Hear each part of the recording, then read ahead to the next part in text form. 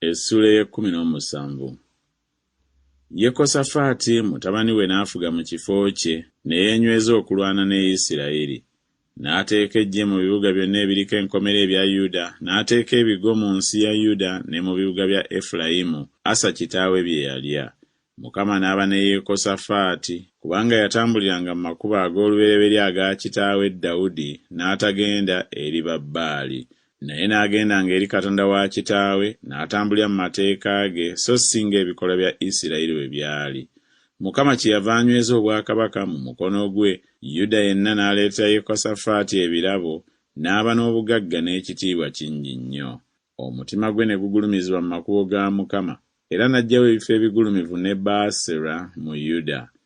Era mu mwaka ogwokusatu ogw'okufuga kwe, n'atuma abakungu be Benikayiri ne Obadiya, ne Zekkaliya ne Nesaneeri ne Mikaaya okuyigiriza mu bibuga bya Yuda, era wamu nabo Abaleevi, Semaaya ne Nesaniya ne Zebadiya ne Asakeri ne Semiramoosi ne Yekonasaani ne Adoniya ne Tobiya ne Tobadoniya, Abaleevi, era wamu nabo Erisaama ne Yekolaamu bakabona.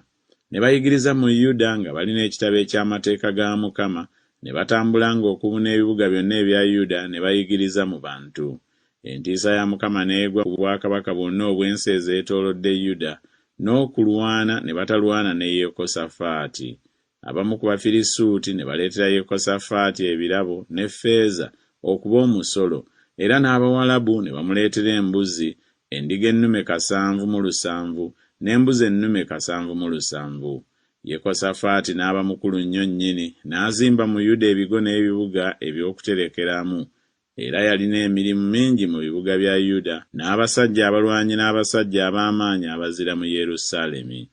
Era kuno kwe kwali okubalibwa kwabwe ng'ennyumba z'abakitaabwe bwe zaali.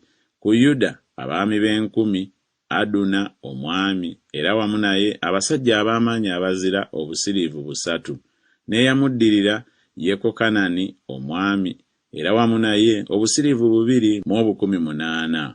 N'eyamuddirira Amasiya mutabani wa Zikuli, eyeewaayo ku bubwe eri Mukama, era wamu naye abasajja ab'amaanyi abazira obusiriivu 2. Ne ku Benyamini, Eriyada omusajja ow'amaanyi omuzira, era wamu naye obusiriivu 2 abaakwatanga emitego n'engabo. N'eyamuddirira Yekozabadi, era wamu naye akasiriivu 18 abeeteeseteese okulwana. Abo be baaweerezanga kabaka obutassaako abo kabaka be yateeka mu bibuga ebyaliko enkomera okubuna Yuda yonna.